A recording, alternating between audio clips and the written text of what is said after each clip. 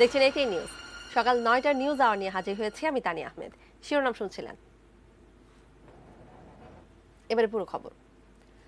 এবছর হচ্ছে না এইচএসসি ও সমমানের পরীক্ষা, তবে মূল্যায়ন হবে জেএসসি এবং এসএসসির ফলাফলের ভিত্তিতে। ডিসেম্বরেই দেয়া হবে এর ফলাফল।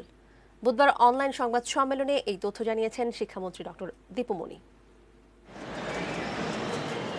করোনা মহামারীর মধ্যে আটকে যাওয়া উচ্চ মাধ্যমিক ও সমমানের পরীক্ষা কোন পদ্ধতিতে হবে নাকি আদৌ হবে না, এ নিয়ে গত মার্চ মাস থেকেই উদ্বেগ উৎকণ্ঠায় ছিলেন প্রায় 14 লাখ শিক্ষার্থী। বুধবার শিক্ষামন্ত্রীর সংবাদ সম্মেলনে তাদের সেই অপেক্ষার অবসান হলো। আমাদের পরীক্ষার্থীদের এবং সংশ্লিষ্ট আরো সকলের জীবনের নিরাপত্তা অত্যন্ত গুরুত্বপূর্ণ। এ ধরনের পরিস্থিতিতে আমরা 2020 সালের এইচএসসি পরীক্ষা সরাসরি গ্রহণ না করে একটু ভিন্ন পদ্ধতিতে মূল্যায়নের আমরা সিদ্ধান্ত গ্রহণ করেছি। জেএসসি এবং এসএসসি পরীক্ষার তাদের ফলাফলের গড়ের ভিত্তিতে আমরা শিক্ষার্থীদের, আমাদের এই পরীক্ষার্থীদের এইচএসসির মূল্যায়নটি আমরা করি। মাধ্যমিক পাশের পর অনেকেই বিভাগ পরিবর্তন করেছেন, আবার অনেকেই আছেন যারা 1 বা 2 বিষয়ে পরীক্ষা দিবেন। অনিয়মিত পরীক্ষার্থীর সংখ্যাও প্রায় 4 লাখ। তাই ফলাফল দেয়া খুব সহজ হবে না। সে কারণে গ্রহণযোগ্য মূল্যায়নের জন্য শিক্ষা মন্ত্রণালয় থেকে একটি টেকনিক্যাল কমিটি গঠন করা হয়েছে।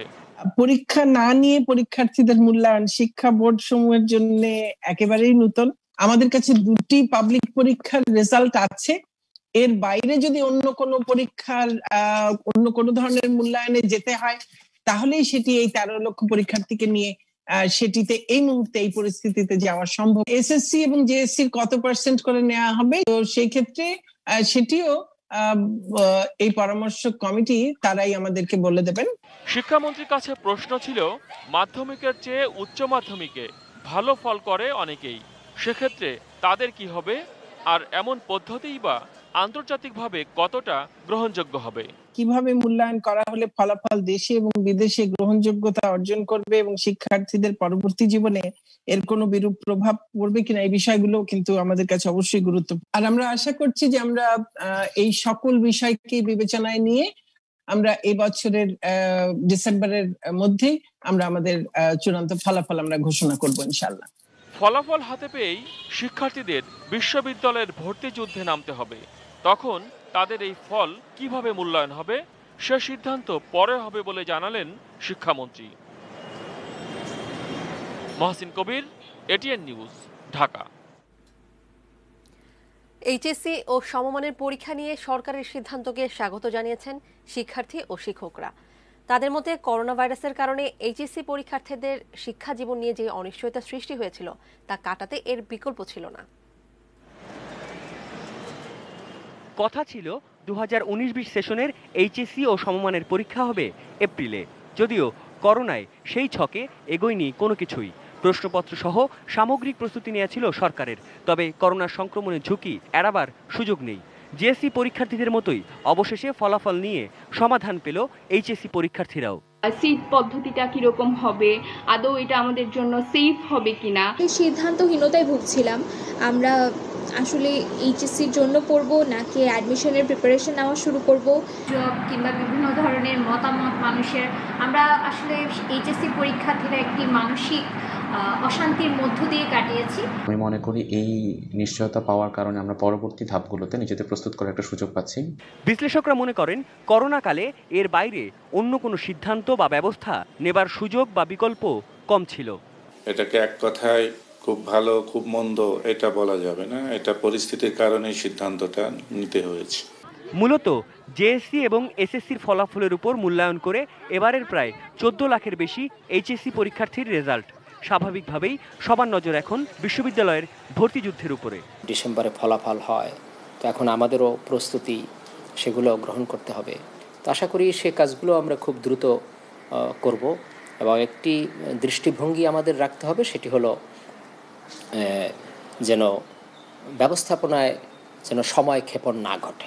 প্রশ্ন আসা স্বাভাবিক, এমন পদ্ধতির আন্তর্জাতিক গ্রহণযোগ্যতা নিয়ে, মানে দেশের শিক্ষার্থীরা এমন মূল্যায়ন ভিত্তিক ফলাফল নিয়ে বিদেশের বিশ্ববিদ্যালয়গুলোতে ভর্তি হতে পারবেন কিনা। আন্তর্জাতিক পর্যায়ে কোথাও আমাদের শিক্ষার্থীদের ভর্তি হওয়ার ক্ষেত্রে কোনো সমস্যা হবার কোনো কারণ নেই। তাদের তো একটা শীট দেওয়া হবে, তো তাদের তো রেজাল্ট তো দেওয়া হচ্ছে, আর উচ্চ শিক্ষার ক্ষেত্রে অন্যান্য টেস্ট কিন্তু থাকে, সুতরাং সেই টেস্টের উপরে সেটা নির্ভর করবে। তো বৈশ্বিক পরিস্থিতি কোনো ক্রমেই শিক্ষার্থীদের জীবন থেকে বেশি সময় নেওয়া ঠিক না, একটি পথ বের করতে হবে। সাদাত হাবিবি সেতু, এটিএন নিউজ, ঢাকা। সাম্প্রতিক প্রসঙ্গ। সাম্প্রতিক নারী নির্যাতনের ঘটনায় সরকারও বিব্রত উল্লেখ করে এসব ঘটনার উপযুক্ত বিচার চেয়েছেন প্রধান বিচারপতি সৈয়দ মাহমুদ হোসেন। সদ্যপ্রয়াত অ্যাটর্নি জেনারেল মাহবুবে আলম স্মরণে ল রিপোর্টার্স ফোরাম আয়োজিত সভায় বুধবার সন্ধ্যায় তিনি এই মন্তব্য করেন। প্রধান বিচারপতি বলেন, মামলার সেন্ট্রাল ফাইলিং হলে আদালতে অনিয়ম দুর্নীতি 50% কমে আসবে। তিনি বলেন, অ্যাটর্নি জেনারেল মাহবুবে আলম ছিলেন ভার্চুয়াল কোর্টের প্রবক্তা। স্মরণ সভায় আপিল বিভাগ ও হাইকোর্ট বিভাগের বিচারপতিদের পাশাপাশি কয়েকজন মন্ত্রী অ্যাটর্নি জেনারেল হিসেবে মাহবুবে আলমের কর্মজীবনের ভূয়সী প্রশংসা করেন। তারা বলেন, ব্যক্তি জীবনে মাহবুবে আলম ছিলেন উদার মানসিকতা সম্পন্ন, সদালাপী একজন মানুষ। মামলা পরিচালনার ক্ষেত্রে অ্যাটর্নি জেনারেল প্রতিপক্ষের প্রতি কখনো বিরূপ আচরণ করেননি।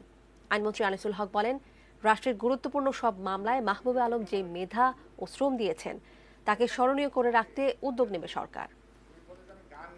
অনেক সদস্যরাই বললেন যে আমাদের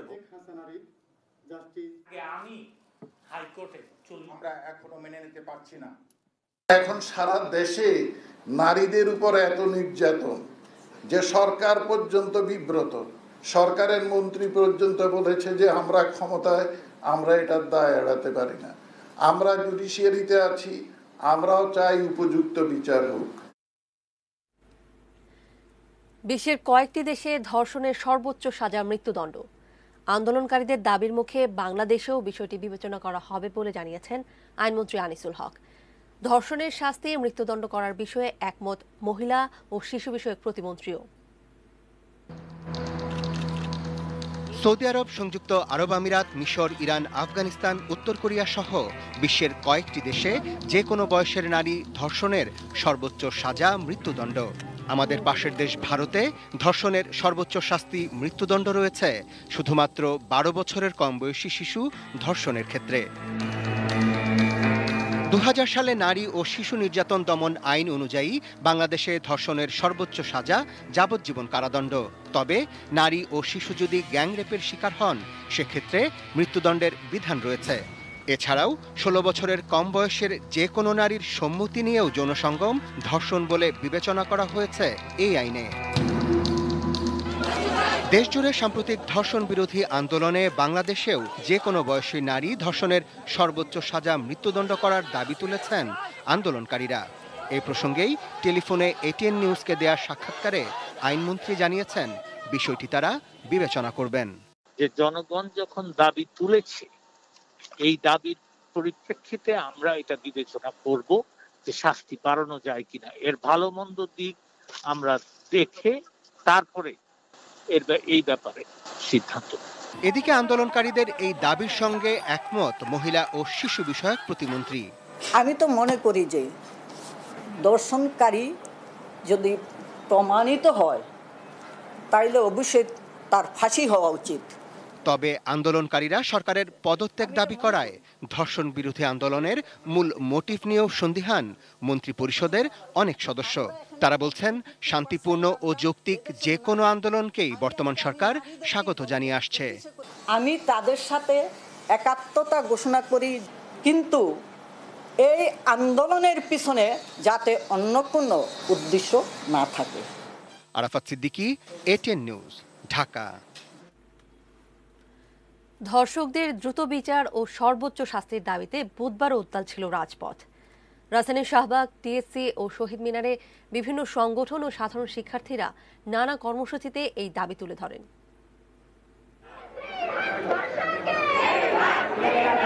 আবারও উত্তাল শাহবাগ, এবার ধর্ষণ নিপীড়নের বিরুদ্ধে। নোয়াখালীর বেগমগঞ্জে গৃহবধূ নির্যাতনের প্রতিবাদের সঙ্গে মিশেছে এ পর্যন্ত ঘটা প্রতিটা নির্যাতন, নিপীড়ন, ধর্ষণ, গণধর্ষণের বিচারের দাবি।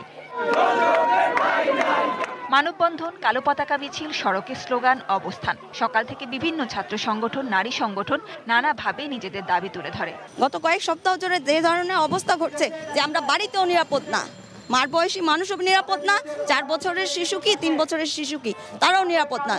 আমরা চাই প্রত্যেকটা মা বোন যেন নিজের নিরাপদে ঘর থেকে বের হতে পারে, বাসায় ফিরতে পারে। আমাদের একটাই দাবি, ধর্ষকের 3 কার্য দিবসের মধ্যে বিচার হয়, তার জন্য একমাত্র শাস্তি ফাঁসি হয় এবং এই পর্যন্ত যতগুলো ধর্ষণ কেস পেন্ডিং রয়েছে সেগুলোর জন্য দ্রুত সমাধান হয়। টিএসসি রাজু ভাস্কর্যের সামনে টিম পজিটিভ বাংলাদেশ ব্যানারে ছিলেন চিত্রনায়িকা মৌসুমী ও নায়ক ওমর সানি দম্পতিও। নিজেদের কন্যা সন্তান সহ সকল নারী নিরাপত্তায় প্রধানমন্ত্রী শেখ হাসিনার হস্তক্ষেপ চান তারা। আমার নিজের ঘরে একটা মেয়ে আছে, আমি নিজে একজন নারী, বাইরে কাজ করি। মাননীয় প্রধানমন্ত্রী, আপনি নারী, আপনি খুব ভালো করে বুঝতে পারছেন আইনের ভেতর দিয়ে আমরা যদি পারি, যদি আপনার ক্ষমতার ভেতর থেকে এটা যদি করা সম্ভব হয়, আপনি কেন করবেন না? অবশ্যই করবেন। আপনার সাথে পুরো বাঙালি জাতি থাকবে। শহীদ মিনার থেকে সাধারণ শিক্ষার্থী ও সচেতন নাগরিক ব্যানার নিয়ে আরেক দল আন্দোলনকারী মিছিল বের করেন। তাদের দাবি 7 দফা। আমাদের রাষ্ট্র শাসকদের আস্কারায় দুর্নীতিবাজ, ধর্ষক, যৌন নিপীড়নকারীরা আস্কারা পাচ্ছে, তারা দিন দিন বেড়ে যাচ্ছে। তার জন্য আজ আমাদের নাওয়া খাওয়া কাজকর্ম সবকিছু ফেলে রাজপথে প্রতিবাদ করতে নামতে হচ্ছে। কিন্তু কেন আমাদের আওয়াজ তুলতে হচ্ছে? আমাদের আওয়াজ তোলার আগে, গণমাধ্যমে ভাইরাল হওয়ার আগে কেন উদ্যোগ নেওয়া হচ্ছে না? কেন শাস্তি প্রদান করা হচ্ছে না? এটা আমরা জানতে চাই। দ্রুত বিচার ট্রাইব্যুনালের মাধ্যমে ধর্ষণের শাস্তি, মৃত্যুদণ্ড নিশ্চিত করে সংসদে নতুন আইন পাস এবং তা দ্রুততম সময়ের মধ্যে বাস্তবায়ন করতে হবে। যতক্ষণ পর্যন্ত পাবলিকলি ফাঁসির রায় হবে না ততক্ষণ পর্যন্ত আমরা মাঠে থাকব। সন্ধ্যায় মানিক মিয়া অ্যাভিনিউতে ধর্ষণ নিপীড়নের বিরুদ্ধে আলোক প্রজ্বলন কর্মসূচি করে ছাত্রলীগ ঢাকা মহানগর উত্তর।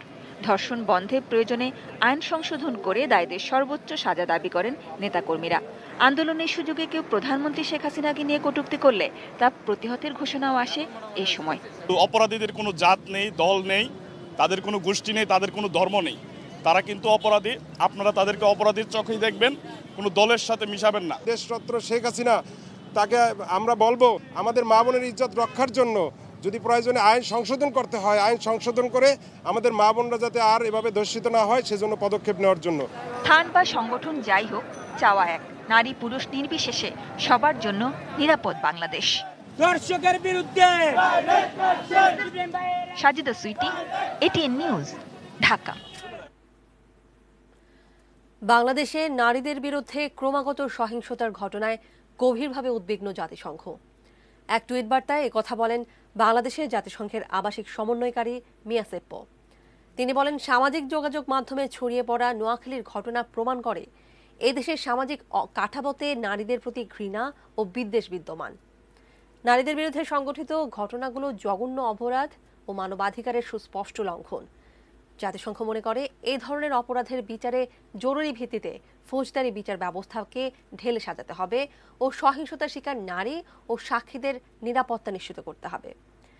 নাগরিক সমাজের মতো জাতিসংঘ এই সকল ঘটনার বিচার চায়। জাতিসংঘ মনে করে এগুলো কোনো বিচ্ছিন্ন ঘটনা নয়। নারী ও শিশুদের বিরুদ্ধে সহিংসতা প্রতিরোধে সরকারের যে কোনো উদ্যোগে সহায়তা দিতে জাতিসংঘ প্রস্তুত।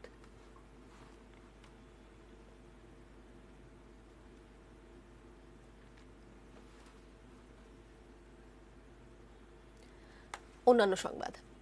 মিয়ানমার থেকে আসা রোহিঙ্গারা বাংলাদেশের সামাজিক এবং প্রাকৃতিক পরিবেশের মারাত্মক ক্ষতির কারণ। বুধবার ক্লাইমেট ভালনারেবল ফোরামের সামিটে এই মন্তব্য করেছেন প্রধানমন্ত্রী শেখ হাসিনা। এ সময় জলবায়ু ক্ষতি মোকাবেলায় উন্নয়নশীল দেশগুলোর জন্য বছরে $100 বিলিয়ন বরাদ্দ রাখার প্রস্তাব দেন তিনি। ক্লাইমেট ভালনারেবল ফোরাম বা সিভিএফ জলবায়ু সংক্রান্ত আন্তর্জাতিক এই সংস্থার অনলাইন সামিটে যুক্ত হন প্রধানমন্ত্রী শেখ হাসিনা। পৃথিবীকে জলবায়ুর ক্ষতিকর প্রভাব থেকে রক্ষায় তিনি তার জোরালো অবস্থান তুলে ধরেন এই সামিটে। Bangladesh is the 7th most affected countries of the world due to the adverse impacts of climate change. প্রধানমন্ত্রী জানান, জলবায়ুর ক্ষতি মোকাবেলায় বাংলাদেশ বিভিন্ন পদক্ষেপ নিচ্ছে। 2009 সাল থেকে এখন পর্যন্ত বরাদ্দ দিয়েছে $430 million. The 1.1 million Rohingya refugees from Myanmar given shelter at Cox's Bazar are also causing serious social and environmental damages. বৈশ্বিক তাপমাত্রা 1.5 ডিগ্রি সেলসিয়াসের মধ্যে রাখার উপর জোর দেন প্রধানমন্ত্রী। জলবায়ুর পরিবর্তনে ক্ষতিগ্রস্ত দেশগুলোর জন্য তহবিল বাড়ানোরও প্রস্তাব করেন তিনি। We should also ensure that at least $100 billion a year are available to developing countries for mitigation, adaptation and disaster response and recovery.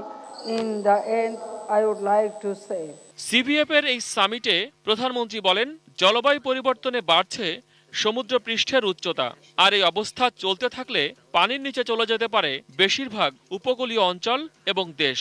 ফলে উদ্বাস্তু হবে লাখ লাখ মানুষ, যাদের আশ্রয় দেওয়ার ক্ষমতা বিশ্বের কারো নেই। জলবায়ুর এসব ক্ষতি মোকাবেলায় 4 দফা প্রস্তাব দেন তিনি। strict implementation of Paris Agreement is the only way to slow down the current rate of damage caused by climate change. বিশ্ববাসীকে সতর্ক করে প্রধানমন্ত্রী বলেন, প্রকৃতির বিরুদ্ধে যুদ্ধে শুধুই হেরে যেতে হবে। সুতরাং আগামীকাল নয়, গ্রহটিকে বাঁচাতে ব্যবস্থা নেয়ার সময় আজই। The time to take action to save the planet. Mohsin Kabir, ATN news, Dhaka. Saudi প্রবাসীদের জন্য সুখবর।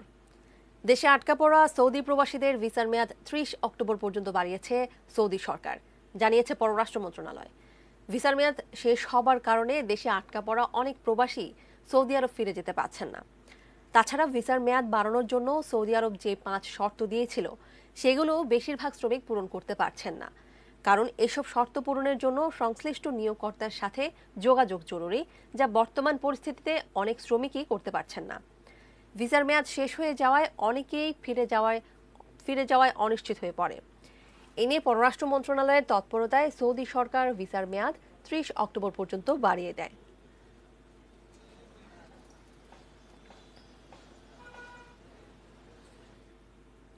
করোনা পরিস্থিতি।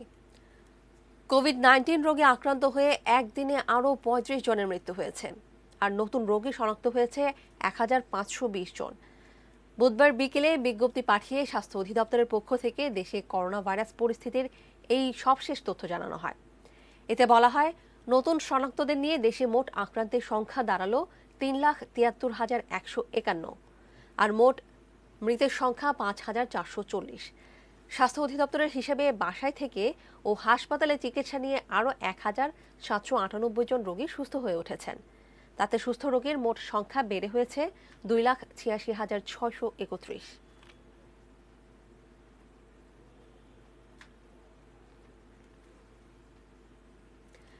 বিনামূল্যে কোভিড ভ্যাকসিন পাবে না বাংলাদেশ, তবে দেশের দরিদ্র মানুষকে বিনামূল্যে ভ্যাকসিন দেবে সরকার।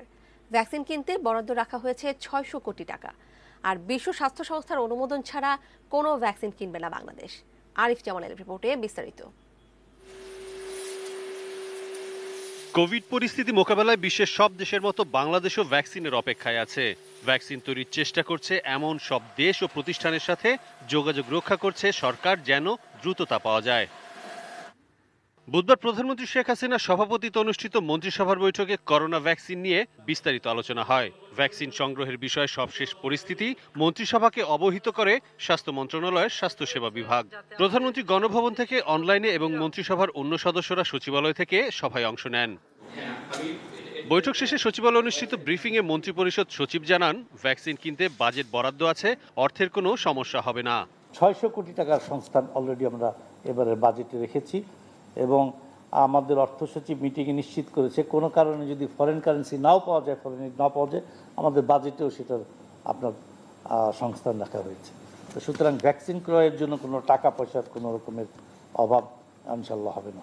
বাংলাদেশ বিনামূল্যে না পেলেও এদেশের দরিদ্র মানুষ টাকা ছাড়াই ভ্যাকসিন পাবে জানান মন্ত্রিপরিষদ সচিব। বিনা পয়সায় অ্যাপারেন্টলি আসার কোনো সমস্যা, কারণ এটা সবারই মার্কেটিং একটা বড় ফ্যাক্টর। যারা প্রডিউস করবে তারা বড় টাকা ইনভেস্ট করে করবেন। সাধারণ যারা মানুষ কিনতে পারবে না, তাদের জন্য তো ডেফিনেটলি একটা বড় পোর্শন ফ্রি দেওয়া হবে, নো কোশ্চেন অ্যাবাউট। বিশ্ব স্বাস্থ্য সংস্থার অনুমোদন ছাড়া কোনো ভ্যাকসিন কিনবে না বাংলাদেশ। এক্ষেত্রে ভ্যাকসিন সংরক্ষণ করার নিয়মও বিবেচনা করা হবে জানান সচিব। 2-1টা ভ্যাকসিন আছে যেটা -80 ডিগ্রিতে প্রিজার্ভ করতে হবে, এটা খুব ডিফিকাল্ট আমাদের মতন দেশে। আর বেশিরভাগ যেগুলো আমাদের জন্য সুইটেবল, সেগুলো দেখছি 2 ডিগ্রি থেকে 8 ডিগ্রির মধ্যে আপনার প্রিজার্ভ করতে হয়। এদিকে বাংলাদেশে কোভিড ভ্যাকসিনের ট্রায়ালের জন্য চীনের সিনোভ্যাকের অর্থের আবেদনের বিষয়টিও বিবেচনা করা হচ্ছে বলে জানানো হয়। এটা কি সরকারি পর্যায়ে করতে হবে না বেসরকারি কোনো জায়গা থেকে করলেও হবে, এগুলো নিয়ে আলোচনা করছে। এটা খুব ডিফিকাল্ট কিছু হবে বলে মনে হচ্ছে। তবে খুব শিগগিরই কোভিড ভ্যাকসিন বাজারে আসার সম্ভাবনা নেই বলে মনে করেন মন্ত্রিপরিষদ সচিব। 2021-এর এপ্রিল মে জুনের আগে মার্কেটে আসবে বলে তারা নিশ্চয়তা দিতে পারছে না। যদি এর আগে। Arif Jamal, ATN news, Dhaka. News আওয়ারে নিচ্ছে বাজ স্টিল বিরতি, এরপর আজ যা থাকবে।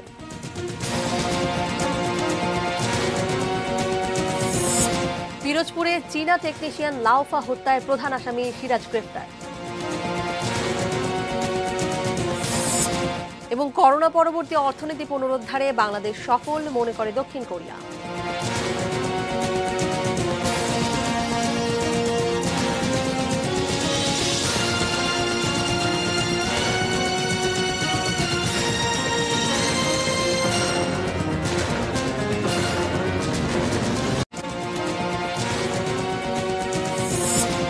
এবছর হচ্ছে না এইচএসসি ও সমমানের পরীক্ষা, মূল্যায়নে ভিন্ন পদ্ধতি। নারী নির্যাতনের ঘটনায় সরকারও বিব্রত, মন্তব্য প্রধান বিচারপতি। মৃত্যুদণ্ডের কথা ভাবা হচ্ছে আইনমন্ত্রী। বাংলাদেশে নারীর বিরুদ্ধে সহিংসতায় উদ্বিগ্ন জাতিসংঘ। রোহিঙ্গারা পরিবেশের মারাত্মক ক্ষতির কারণ, প্রধানমন্ত্রী।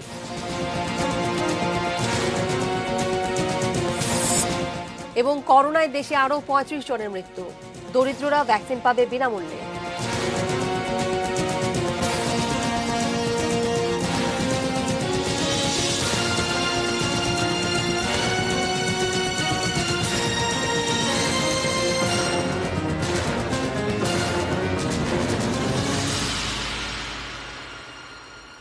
বিরতির পর ফিরে এলাম সকাল 9টার নিউজ আওয়ারে। ধন্যবাদ আমাদের সঙ্গে থাকার জন্য। ফিরতে ফিরতে প্রধান সংবাদ শিরোনামগুলো জানিয়ে দিয়েছিলাম আরও একবার। পিরোজপুরে নির্মাণাধীন ৮ম বাংলাদেশ চীন মৈত্রী সেতুর প্রধান টেকনিশিয়ান লাউফা হত্যার মূল আসামি সিরাজ শেখকে গ্রেফতার করা হয়েছে। বুধবার রাত 3:30টার দিকে জেলার গোয়াবাড়িয়া এলাকা থেকে গোয়েন্দা পুলিশ তাকে গ্রেফতার করে। গতকাল সন্ধ্যায় সদর উপজেলার কুমিরমানা গ্রামে প্রকল্প এলাকায় চীনা টেকনিশিয়ান লাউফা ছিনতাইকারীদের হামলার শিকার হন। এ সময় তারা লাউফার কাছে থাকা টাকা ছিনিয়ে নেয়। পরে স্থানীয় লোকজন আহত লাউফাকে পিরোজপুর সদর হাসপাতালে নিয়ে গেলে জরুরি বিভাগে চিকিৎসাধীন অবস্থায় মারা যান তিনি। হাসপাতাল কর্তৃপক্ষ জানায়, বুকের ডান পাশে ছুরিকাঘাতে গভীর ক্ষত হয়ে অতিরিক্ত রক্তক্ষরণে লাউফার মৃত্যু হয়েছে। এ ঘটনায় প্রকল্পের নিরাপত্তা কর্মকর্তা বাদী হয়ে হত্যা মামলা করেন।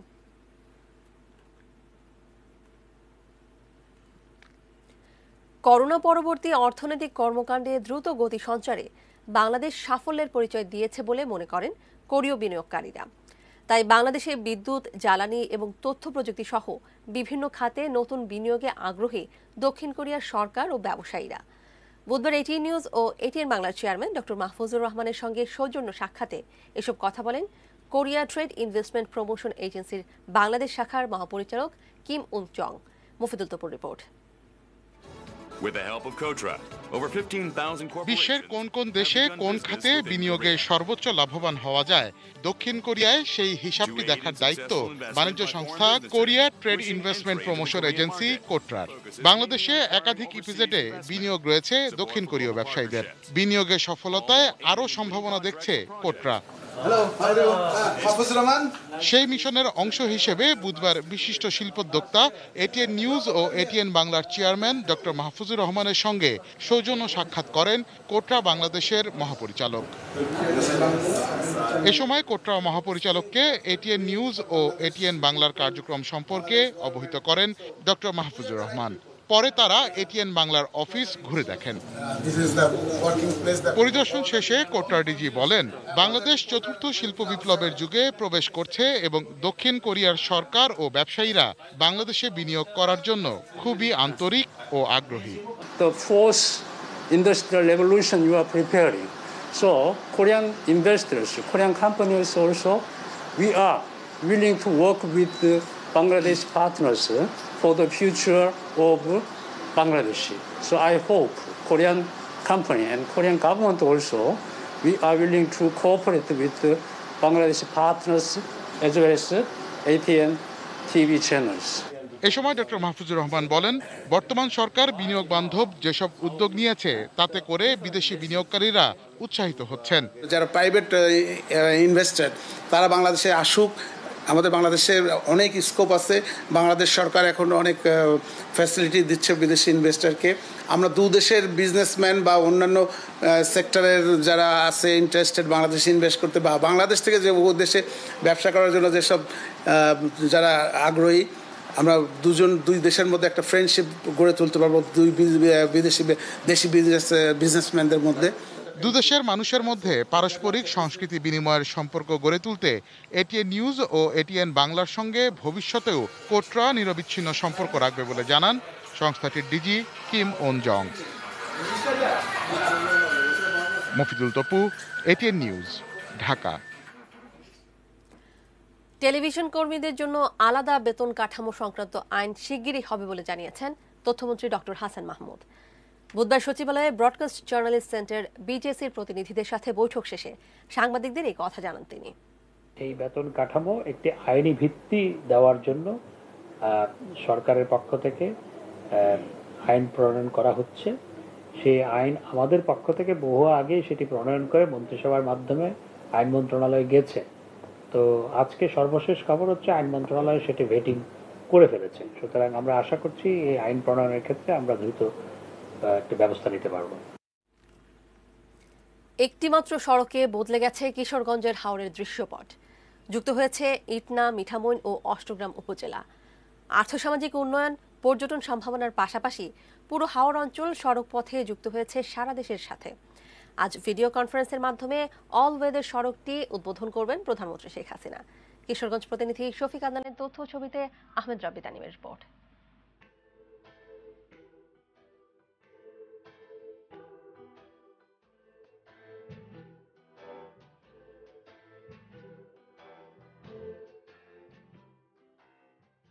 হাওরের বুকে দিগন্তে হারিয়ে যাওয়া পিচ ঢালা এক পথ, দ্বীপের মতো ভেসে থাকা গ্রাম, হিজল বন, তার পাশ দিয়ে একে বেঁকে চলা দৃষ্টিনন্দন সড়ক, যেটি পাল্টে দিয়েছে ইটনা, মিঠামইন ও অষ্টগ্রাম, এই 3 উপজেলার মানুষের দৈনন্দিন জীবন ও অর্থনীতি।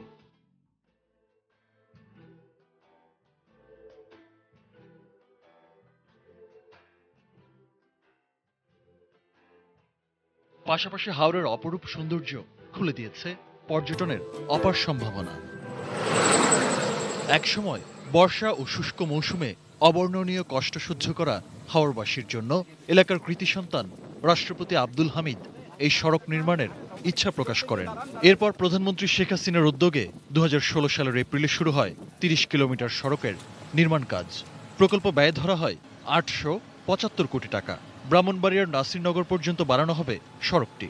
কাজ শেষ হলে ঢাকা, সিলেট, চট্টগ্রামের সঙ্গে সরাসরি যুক্ত হবে কিশোরগঞ্জের হাওরাঞ্চল।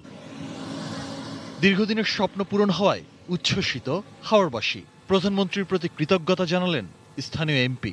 আমরা কখনো কল্পনাই করতে পারি নাই হাওরে এত মানুষ এই রাস্তাটা দেখার জন্য আসবে, কারণ রাস্তার 2 ধারে পানি এবং মনে হবে যে সমুদ্রের মাঝখান দিয়ে একটা রেগ চলে গেছে, মানে একটা অপূর্ব দৃশ্য।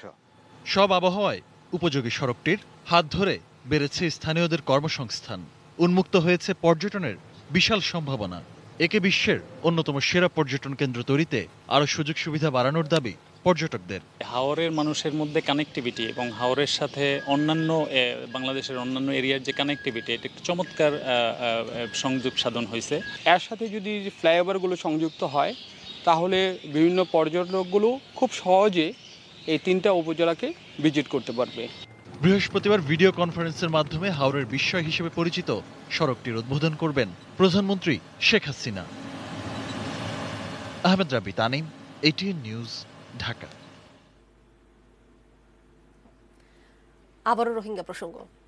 কক্সবাজারের উখিয়ায় কুতুপালং রোহিঙ্গা ক্যাম্পের কয়েকটি ঘরে গতরাতে আগুন দিয়েছে দুর্বৃত্তরা, তবে এতে হতাহতের কোনো খবর পাওয়া যায়নি। এর আগে গতকাল বিকেলে চট্টগ্রাম রেঞ্জের ডিআইজি আনোয়ার হোসেন কুতুপালং ক্যাম্পের পরিস্থিতি নিয়ন্ত্রণে রয়েছে বলে দাবি করেন। তিনি জানান, অতিরিক্ত আইন শৃঙ্খলা বাহিনী মোতায়েনের পাশাপাশি যৌথ বাহিনীর টহল চলছে। এরপর রাতেই ওই আগুন লাগার ঘটনা ঘটল। রাত 11টা নাগাদ কুতুপালং রেজিস্টার্ড ক্যাম্পের 1A এবং C ব্লকে আগুন দেখতে পান বাসিন্দারা। পরে আগুন উখিয়া টিভি টাওয়ারের পেছনে রোহিঙ্গা বসতিতে ছড়িয়ে পড়ে। দমকল কর্মীরা রাত 12টার দিকে আগুন নিয়ন্ত্রণে আনেন।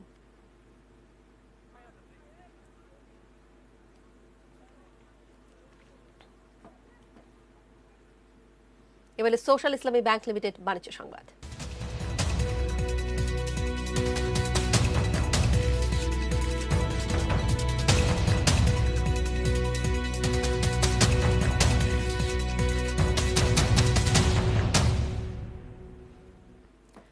করোনায় আক্রান্ত মার্কিন প্রেসিডেন্ট ডোনাল্ড ট্রাম্প হাসপাতাল থেকে হোয়াইট হাউসে ফিরে আসার খবরে সোমবারই আন্তর্জাতিক বাজারে তেলের দাম 5% বেড়ে গেছে। যুক্তরাষ্ট্রভিত্তিক ওয়েস্ট টেক্সাস ইন্টারমিডিয়েট অপরিশোধিত তেলের দাম 0.6% বেড়ে ব্যারেল প্রতি হয়েছে $39.46। আন্তর্জাতিক মানদণ্ড ব্রেন্ট ক্রুডের দাম 0.5% $41 হয়েছে। তবে কেবল ট্রাম্পের কারণে নয়, নরওয়েতে তেল শ্রমিকদের ধর্মঘটে 6টি অফশোর তেল ও গ্যাস ক্ষেত্র বন্ধ থাকার প্রভাবও পড়েছে তেলের দামে। এছাড়া যুক্তরাষ্ট্রের মেক্সিকো উপসাগরে ঝড়ের আশঙ্কায় তেল ক্ষেত্রগুলো সাময়িক খালি করার কারণেও দাম বেড়েছে।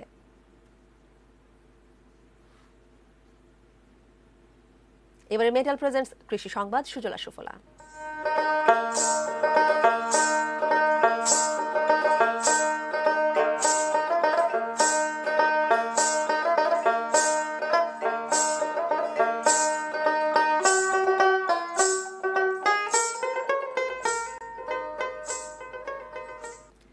রাঙামাটি পার্বত্য জেলায় জুমে সোনালী পাকা ধানে ছেয়ে গেছে পাহাড়। শুরু হয়েছে আউশের জুম ধান কাটা। এবার গত মৌসুমের তুলনায় জুম চাষ বেশি হয়েছে, ধানের ফলনও ভালো হয়েছে। জুম চাষিদের চোখে মুখে এখন আনন্দ। রাঙামাটি থেকে পুলক চক্রবর্তীর পাঠানো তথ্য ও ছবিতে ডেস্ক রিপোর্ট।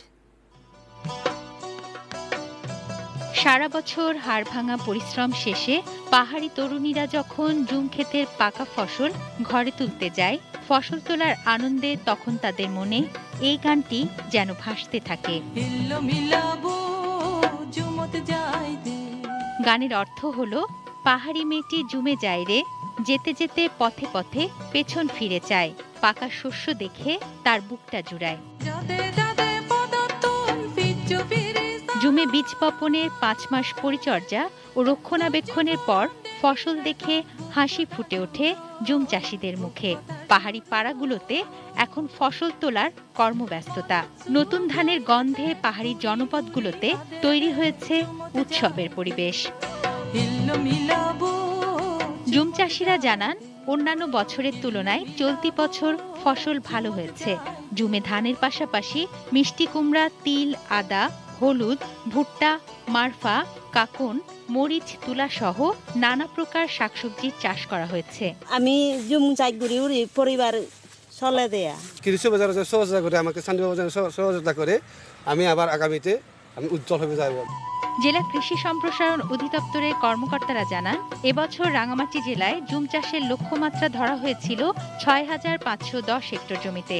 লক্ষ্যমাত্রা ছাড়িয়ে সেখানে চাষ হয়েছে ৬৫৪০ হেক্টর। প্রধানমন্ত্রীর যে টার্গেট ছিল আমাদের যে 1 ইঞ্চিও জায়গা খালি রাখা যাবে না, সেই প্রেক্ষিতে কিন্তু আমরা প্রথম থেকেই জুম চাষিদের আমরা যাদের যেন কোনো জমি খালি না থাকে এই প্রেক্ষাপটটা বর্ণনা করছি। সেই প্রেক্ষিতে আমাদের কৃষক ভাইরা আমাদের ডাকে সাড়া দিয়েছেন। প্রাকৃতিক আবহাওয়া এবং পরিবেশ এটা পুরোটাই কিন্তু জুমের অনুকূলে ছিল। Tunazina Tunu, desk report, ETN news. News আওয়ারে আবারও সময় হয়ে গেল বাজে স্টিল বিরতি নিয়ে। এরপর আর জানিয়ে ফিরব।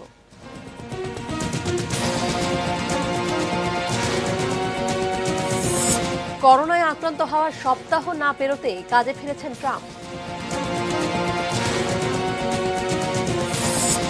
এবং IPL, চেন্নাইকে হারিয়ে কলকাতার তৃতীয় জয়।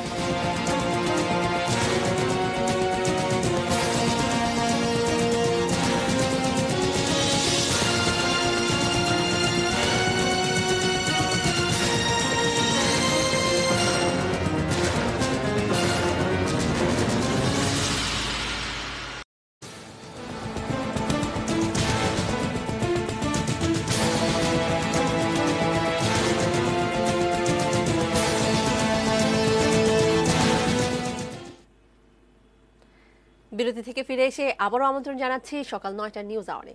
ধন্যবাদ আমাদের সঙ্গে থাকার জন্য। এ পর্যায়ে দেশের বাইরের খবর।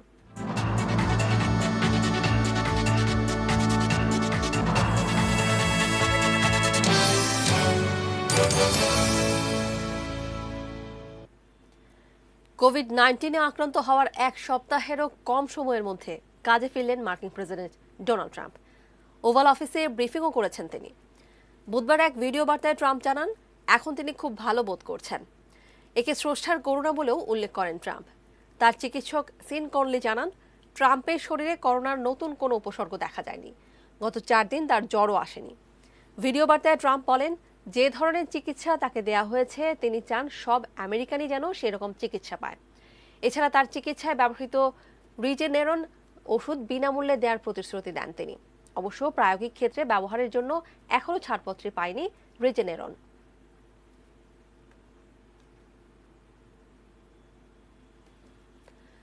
দুই প্রতিবেশী আজারবাইজান ও আর্মেনিয়ার মধ্যকার সংঘাত আঞ্চলিক যুদ্ধ হিসেবে বিস্তৃত হয়ে পড়তে পারে বলে সতর্ক করেছেন ইরানের প্রেসিডেন্ট হাসান রুহানি। গতকাল এক সংবাদ সম্মেলনে তিনি এই ব্যাপারে সতর্ক থাকতে সবার প্রতি আহ্বান জানান। নাগোর্নো কারাবাখ অঞ্চলে পুনরায় শান্তি স্থাপন সম্ভব বলেও মনে করেন ইরানি প্রেসিডেন্ট। আজারবাইজান ও আর্মেনিয়ার মধ্যে চলমান সংঘর্ষে এ পর্যন্ত মারা গেছে 2 শতাধিক মানুষ। উভয় পক্ষেই একে অপরকে দোষারোপ করে আসছে। এই সংঘর্ষে ছোড়া 10টির বেশি মর্টার গত সপ্তাহে ইরানি ভূখণ্ডে পড়ে। সীমান্তবর্তী খোদা অফরিন জেলার কর্তৃপক্ষ বিষয়টি নিশ্চিত করেছে। এর প্রতিক্রিয়ায় প্রেসিডেন্ট হাসান রুহানি বলেন নিজেদের এলাকাগুলোর সুরক্ষা তাদের অগ্রাধিকার। তিনি আশা করেন ওই অঞ্চলে স্থিতিশীলতা পুনর্বহাল করা সম্ভব হবে।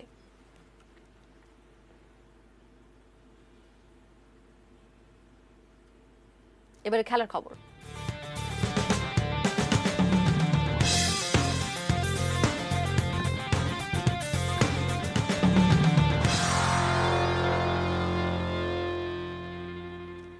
আইপিএলে বুধবার দিনের একমাত্র ম্যাচে চেন্নাই সুপার কিংসকে 10 রানে হারিয়েছে কলকাতা নাইট রাইডার্স। আবুধাবিতে টস জিতে ব্যাট করতে নেমে দলীয় 10 রানে বিদায় নেন শুভমান গিল। তার ব্যাট থেকে আসে 17 রান। এরপর অন্যদের আসা যাওয়ার মিছিলে এক প্রান্ত আগলে রেখে ব্যাট করতে থাকেন রাহুল ত্রিপাঠী। 51 বলে 8-4 আর 3-6 তার উইলো থেকে আসে 81 রান। আর সুনীল নারিন এবং প্যাট কামিন্স 17 করে রান করলে সবকটি উইকেট হারিয়ে 167 রান তোলে কেকেআর। ডিজে ব্রাভো নেন 3 উইকেট। জবাবে ফাফ ডু প্লেসিস যখন আউট হন তখন দলের রান 30 আর তার 17। স্কোরবোর্ডে 99 রান উঠতেই প্যাভিলিয়নে ফেরেন ব্যক্তিগত 30 রান করা রাইডু। ওয়াটসনের 50 রানের পরও ধোনি, স্যাম কুরান এবং কেদার যাদবদের ব্যাটিং ব্যর্থতায় 5 উইকেটে 157 রানে থামে চেন্নাইয়ের ইনিংস। শেষ দিকে জাদেজার 8 বলে ঝড়ো 21 রান, শুধুমাত্র হারের ব্যবধান কমিয়েছে তারা।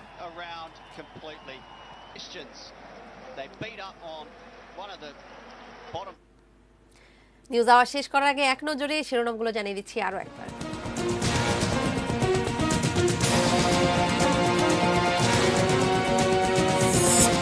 এবছর হচ্ছে না এইচএসসি ও সমমানের পরীক্ষা, মূল্যায়নে ভিন্ন পদ্ধতি।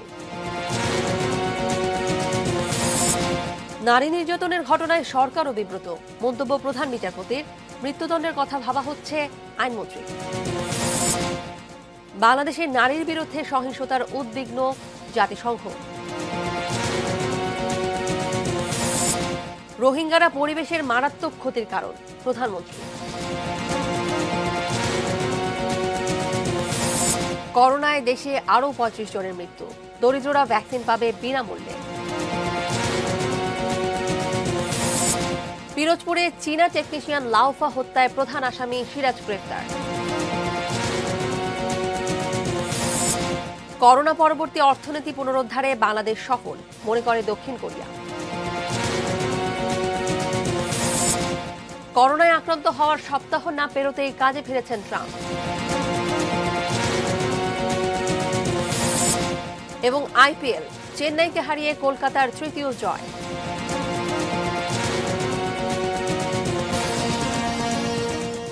এই ছিল সকাল 9টা নিউজ আওয়ার। সঙ্গেই থাকুন, দেখতে থাকুন এটিএন নিউজ। এটিএন নিউজের ব্রেকিং নিউজ আপনার মোবাইলে পেতে টাইপ করুন SCART এবং তা পাঠিয়ে দিন 5 মিনিট থাকবেন। ধন্যবাদ সবাই।